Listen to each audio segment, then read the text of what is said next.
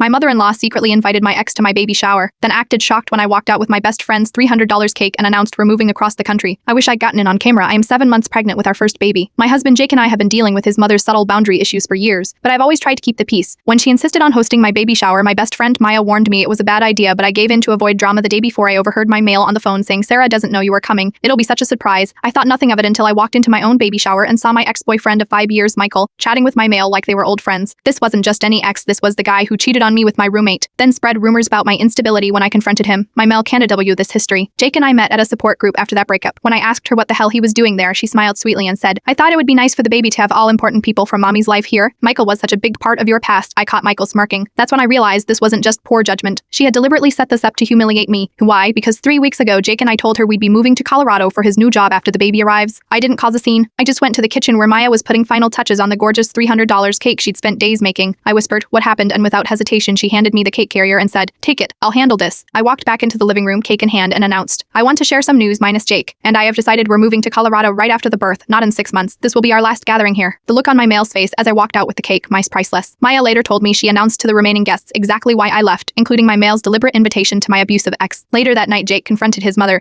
She broke down crying, claiming she just wanted closure for everyone before we moved. Jake told her she just ensured we'd be leaving sooner with much less contact. The best part, my phone's been blowing up with messages from family members offering us places to stay until the move.